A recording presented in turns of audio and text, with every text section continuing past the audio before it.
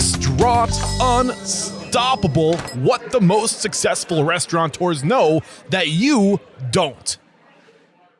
We've redefined and kind of like put it in a little more perspective. Because if you're growing a company or you're growing just to make money, it's kind of like soulless, you know, it's got no like real purpose to it, you know, because money is almost like a means to an end, you know. Yeah, money's like, security. It's security. It's that thing that we all need to, you know, pay the bills, to put that stuff aside, like the most basic human needs, to rest so we can focus on like growth. For right? sure. But I think that you like you said, your original mission was delivering happiness. Your new mission is growing our people. Growing your people. Because I transitioned myself too. That's delivering happiness, brother. Oh, it is. No, for sure. So they do align. Yeah. I'm just not in the restaurants the day to day anymore, and so I feel like we're kind of now in the stage where we have to care for our people, and our people need to deliver the happiness. Yeah. If that makes sense. Yeah. I really want to break this down because, like you said, that before your focus was delivering happiness. Now you're about growing people. But really, I think that's how you deliver happiness to your most important guest, your inner guest, right? Mm-hmm. Your team. Because if you're, I mean, you know what I'm saying, and this is your time to shine. So as I'm saying that, what's going through your mind? So like kind of what we were just talking about, like we're in the people business. We just happen to sell chicken. You know, that's kind of, and from every aspect, as far as like us taking care of our team, taking care of the guests that come in, you know, we are in the people business. So we started to really think about, like, personally, I want to grow, you know, I want to level up. I want to get to the next, you know, stage, and I want to keep growing along that journey. And a big part of that for me was like a light bulb moment that went off, that I realized that progress is really where happiness lies.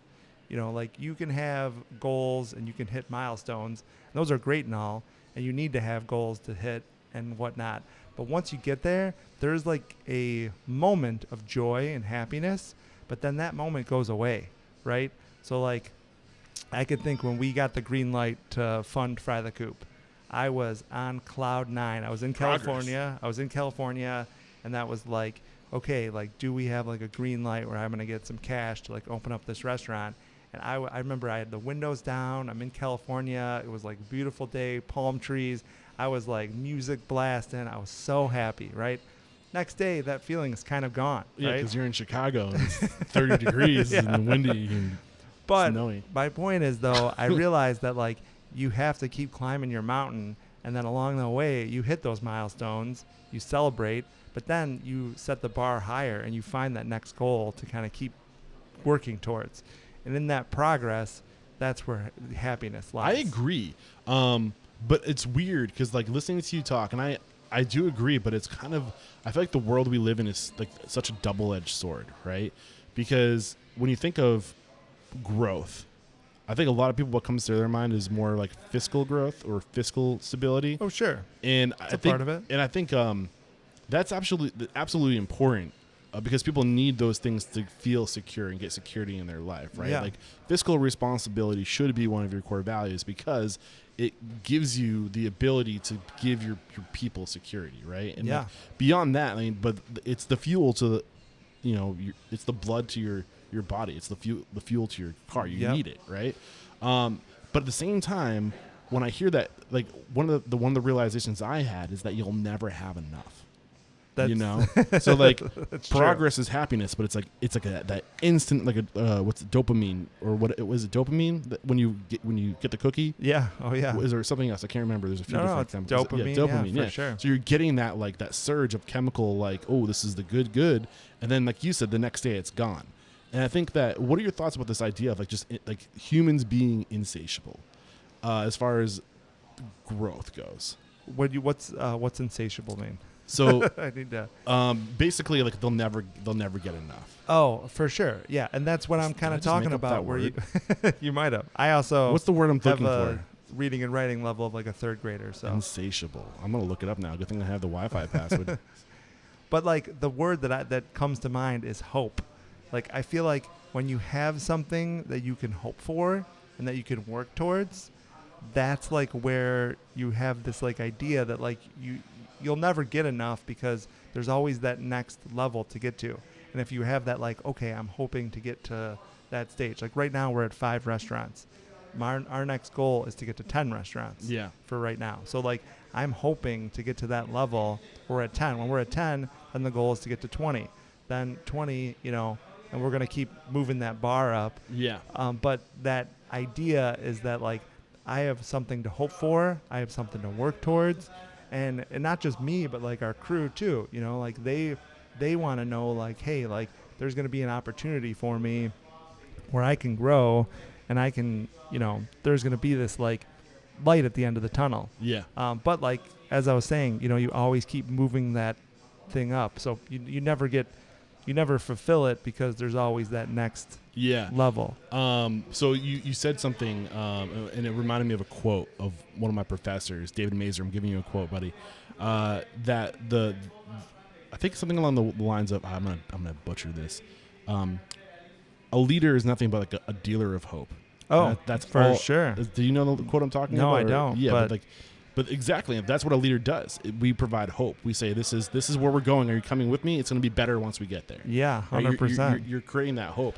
And I think, so what are you doing in your organization to excite people about this pivot, about this new purpose of existing to create opportunity for your employees? Well, like, for example, we have someone who started off as a dishwasher, making $10 an hour, worked their butt off. 4 months later, they were in the kitchen doing prep. Then they worked their way up to lead prep.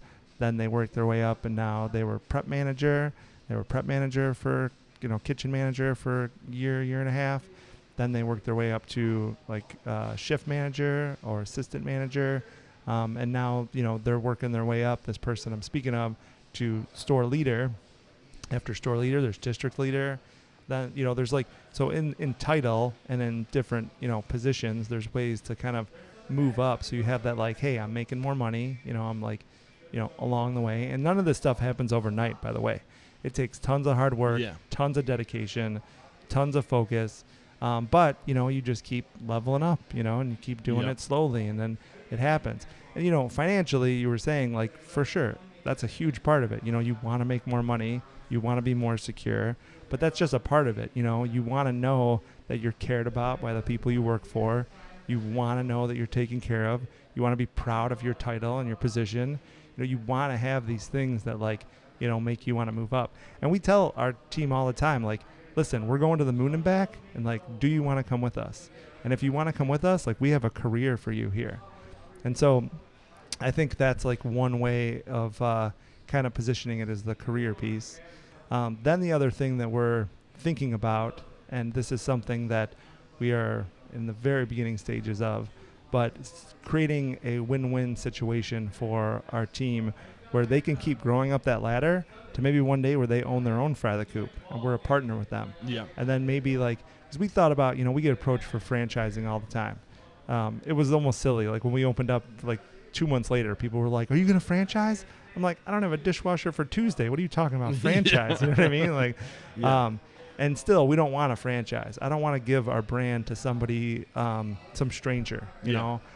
But if there's someone who starts as a dishwasher and they grow in our company, like that's the guy I want to franchise to, and that person could become a millionaire one day. Yeah. Like no college education. They started out, basically at the bottom, and then now they might one day own 4 or 5 restaurants themselves and be crushing it. You know what I mean? So like we want to kind of create those opportunities to where this is more than just like, a job. This is going to be a career that's going to,